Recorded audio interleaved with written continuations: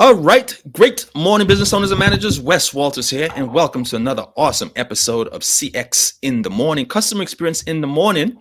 I am your gracious host, Mr. Wes Walters, and on every single CX in the Morning, I bless you with customer service tips, customer experience tricks, and I'll leave you with gems. And by gems, I mean actionable takeaways that you can implement at the speed of now. Immediately after this broadcast, you'll be able to take what you've learned and share it with your team, and making your team and your business better. And who doesn't want to be better, right? Let's be sure that we have great audio.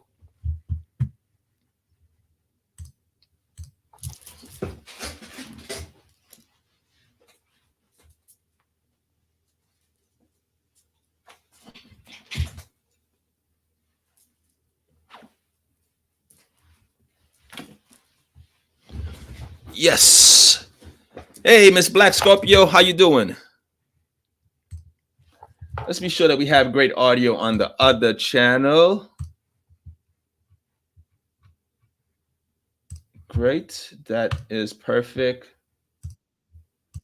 All right, so audio is beautiful. Hey, so we're going to be discussing the myth of the work-life balance, and this came about because someone sent me a link and they said, Mr. Walters, can you expound on this? So I'm going to play a video.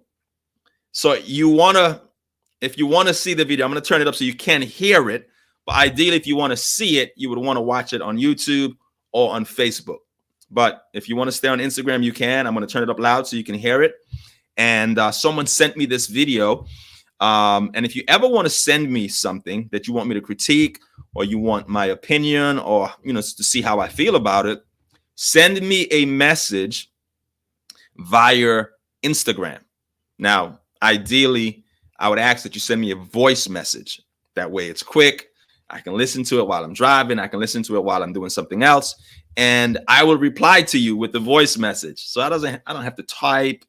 It's easy for me to just get my thoughts together and just give you a voice message. So if you have something that you want me to critique or my opinion on, shoot me a DM via Instagram, and preferably a voice message, and I will reply. So someone did just that. They sent me this link via DM, and they wanted me to they wanted my opinion on it. So let's pull that up.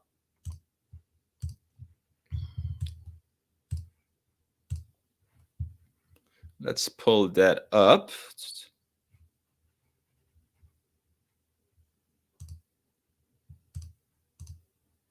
All right, great. So let's give this a listen. And turn it up real loud so you can hear.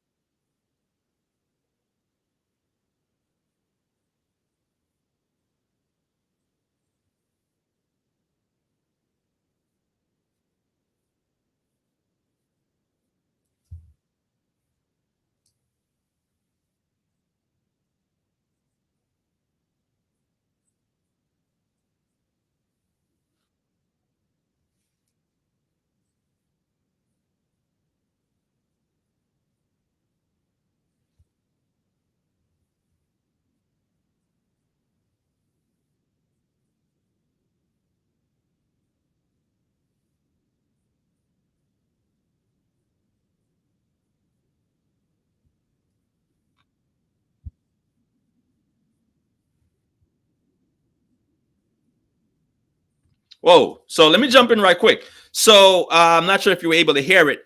So this last commenter said that, of course, he agrees with there's always room for efficiency, but there is also a workload threshold where quality will drop and being frenzied ensues. The company's role is prevention of this. Now, I disagree. It is not the company's role. Let's just say, for example, let's put things in examples so you can understand.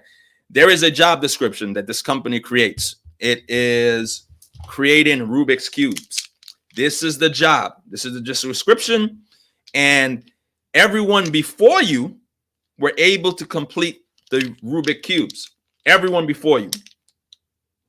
You show up and it is too big of a task. It's too much. You're stressing out.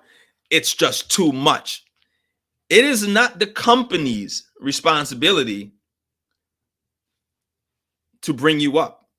First of all, they shouldn't have. If they realized that after 90 days you can't do the job, they should have got rid of you. However, but it is not the company's job to change what's required of them to create a Rubik's Cube. No, the company has a job. They want Rubik's Cubes to be constructed. For the last 25 years, everyone before you had this job and completed and built the Rubik's Cube. 2024 comes around, you're like, hey, this is too complex. I don't have time for myself. Where's the work-life balance? So I disagree in this situation. It is not the company's responsibility to make the job less or allow you to not burn out. No, this is a personal issue where you have to put boundaries in place where you don't burn out. I mean, am I making sense here? Does that make sense? Give me a thumbs up if you agree. Hey, actually, I want you to disagree. If you're like, Wes, you're wrong on this one, you are lost. Please, I actually want someone who disagree. If you don't agree with me, that's a good thing. We can engage in a dialogue. So I want critical thinkers here. I don't want you to just agree with me because this is the best thing to do. If you're here, I want you to be a critical thinker and dissect what I'm saying. If you don't agree, say, nah, Wes, no, I think you're wrong on this one. And I'm fine with being wrong. That's no problem with being wrong. It's okay. I'm forever a student and I have no problem with being wrong. All right, we have some comments. Hey, Paul. Hey, how you doing, brother? You can't hear the video. Okay, great. You can hear the video now. Okay, great. So that's where I am with this. So let's continue and let it play some more.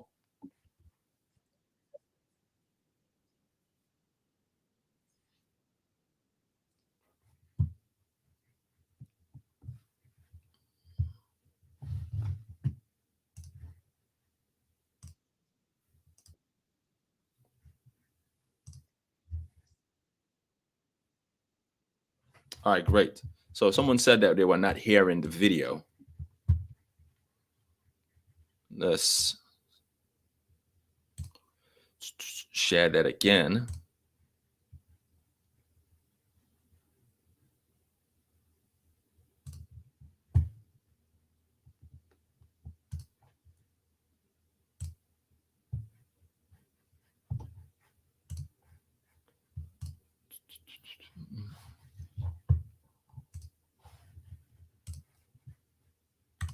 All right, so let me start over just in case someone said that they couldn't hear the audio. So I'm going to play it over again.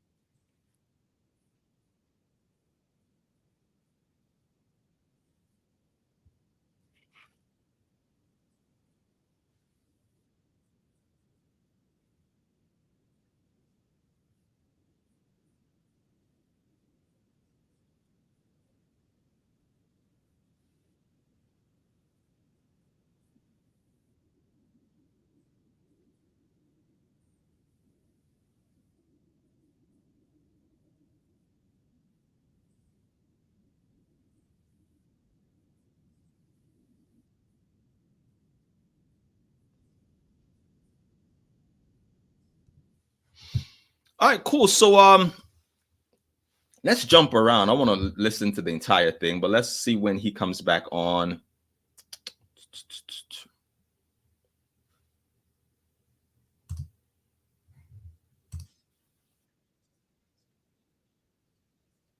Let's hear him again.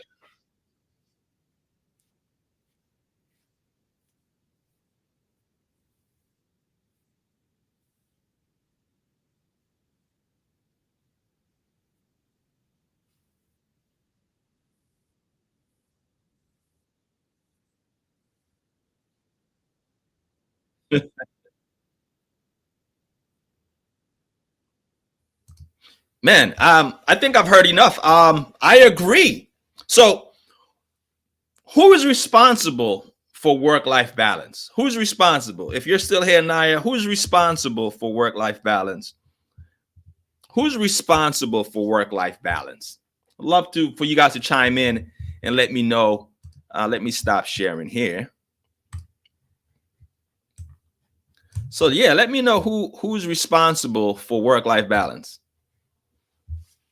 What are your opinions on who's responsible for work-life balance, to creating that work-life balance? So while I am, Naya said I'm responsible. Ding, ding, ding. Let's ring the bell. Let's ring the bell here. Naya gets the bell. Ding, ding, ding, ding. Yes, you are responsible for creating the work-life balance that you need. Now, I think, first of all, the term work-life balance is a little misleading because it doesn't mean balance means everything is equilibrium. But work-life balance doesn't mean that you're spending equal amount of time with work or as well as with your job. It doesn't mean it has to be equal. It just means that both are able to coexist and in harmony without problems. So balance doesn't have to mean it has to be equal. It simply means they're both able to coexist. And work-life balance means, of course, the ability to compartmentalize both effectively. So where you're not in stress with not missing out on family and not in stress by not meeting deliverables at work, if that makes sense. Now, we talk about work-life balance. How about work-life responsibility? How about work-life responsibility? If you listen to the CEO of JPMorgan Chase, Mr. Dimon said, we offer shrieks. We have Pilates. I've did consultations at companies like Google downtown Atlanta. Man, listen. Listen, I've been an entrepreneur for about 25 years, but I would give up entrepreneurship for two companies, Google and Apple in California. I would work at the Apple, and not the Apple store, but Apple and Google, because from what I've seen at Google, and they said it's worse. I mean, it's better at Apple. But what I saw at the Google headquarters here in Atlanta, which I think is responsible for handling Google Maps, they said, if you're impressed by this, wait, you should see what we have in California. Like, this is nothing. So I was amazed of how much, I mean, there were Xboxes, there were PlayStations, there was a smoothie bar, they had a bar. Like, literally, if you wanted to come to work and get drunk every day, you could. They had an open bar.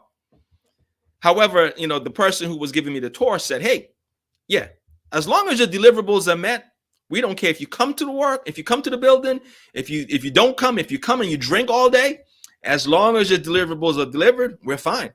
So it's complete autonomy and there's no micromanagement. So the company goes above and beyond in creating all of these extras. There should be some responsibility on you as an employee to say, okay, these are the boundaries I'm going to put in place. These are the things that I'm going to do. I am with my job from 9 to 5. I'm going to give them 100% when I get home. Like, I even had a client reached out to me and she said she has an issue with her employer is asking her to do extracurricular activities. And she's like, hey, when I'm at work, I'm giving 100%. At the same time, when I'm home, I'm giving my family 100%. So the extracurricular activities, she asked her employer, said, hey, are they paid? And they were like, no, they're not paid. And she's like, well, I'm going to politely decline. And they're like, well, where's the team spirit? It's like, hey, when I'm here with the company, you said I can't use my cell phone. So I give the company 100% of my time. When I'm off the clock, I'm going to give my family the same respect at 100% of my time. So if I can't use my phone to check up on my family when I'm at work, when I'm on family time, I'm not checking up at work. And then, of course, the employer said, well, hey, how about we give you a new handy dandy cell phone? Would that make it better? And the employer was like, sure, it does. My salary is 90K from 9 to 5. If you want me to work from 5 to 9 and be available with a cell phone, you're going to have to pay me my salary again, another 90K. She had a point. I couldn't really go back and forth with that. I was like, she has a point. Now, at any given time, here's the power. At any given time as an employee, where you're not happy, where you feel that you're being taken advantage of, where you feel that this is too much, you have the power to say, this is not for me, and leave. Yes, you do not have to stay there. Now, the reason why I commented earlier, why I said it is not the company's responsibility, because I've given the example with the Rubik's Cube. Now, this becomes the company's responsibility where the company is experiencing high employee churn, where every time they hire someone for this position, they last about a week and then they're gone. Then the employer needs to say, hey, there is something with this position. Either we're not paying enough or it's too much work for the money that we're offering. But then at that point, the company goes in and take a look at it. It is the company's responsibility then. However, at the genesis, giving you the job that you applied for and saying this is what's required, that is not the company's job for you to say, hey, nah, this is too much. Because at any given time, you can say, hey, this does not resonate with my core anymore. It doesn't serve me, and I choose to leave. You always have that option as an employee. Now, this is what I predict. This is what I predict. We have about 10, 15 years left of this before employers say, screw it, we're just going to bring in the robots. Yes, you have about 2 more decades with the way AI is improving, and then now AI is going to be the operating system to these robots. 2 decades max. 2 decades. And this is the worst possible situation. This is actually like 2 decades is like, this is me being as conservative as possible. We have about 2 decades left before employers say, we're just going to go with the robots because they don't complain. They show up on time. They don't ask for lunch breaks. They didn't complain. They don't worry about work-life balance. Their balance is at work. The machines love working. So that's what's coming. That's what's coming. And it's only a matter of time, because these jobs are not our family members. Yeah, you're talking about work-life balance, but companies have board members to appease. They have numbers that they promised to these board members that they must deliver on, or that CEO is out of a job. So this is how it works. You're talking about work-life balance. The company or the CEO is going to do everything to make sure that you're comfortable. Like this guy, like the CEO of JPMorgan said, hey, we bring in massage therapists. We give you counselors. We have Xbox stations, PlayStations, open bar, all of the things that you could possibly want, we have. However, you still must meet your deliverables. We're going to give you this, and in return, you are going to give us this back. Kind of reframing it again, instead of work-life balance, work-life responsibility. If we start putting responsibilities on ourselves, if we start taking responsibility for ourselves, like the minute my life changes when I realize that everything, and I do mean everything that happens to me, it's my fault. The minute I drew that line in the sand, I said, it doesn't matter if I'm in Hawaii and there's a volcano that goes off. Yes, I can't control the volcano, but it's my fault. The reason I'm there in Hawaii is my fault. If there was an earthquake, yes, you can predict earthquakes. However, if I'm in a location where there's an earthquake, it's my fault. I had an option between choosing this location and that location. I chose the location with the earthquake. Luck, bad luck, you might say it, but it's my fault. And once you start positioning yourself like everything is your responsibility, not your job, not the government, it's your responsibility, you'll see how your life changes. So we go from work-life balance to work-life responsibility. The first place we can start is that at 46% of Americans, 46%, almost half, we're almost at critical mass here. 46% of Americans don't use all of their paid vacation time. We could start right there. Slash. If we cut that number in half, bring it to 23%, there goes your work-life balance right there. Hey, how about taking the time that we're paying you for that you're going to lose if you don't take it? Why don't you get away from the job and take your family on a vacation? It's paid for. So we can see how things can be shifted if we go from work-life balance to work-life responsibility, because it is not the company's job. You are responsible for your life. You are responsible for setting boundaries. If an employer wants you to be available 24 hours on call, then you should have your salary as well as being on call, a premium for that. If your hours are from 9 to 5 and you cannot use your cell phone, hey, totally respect that.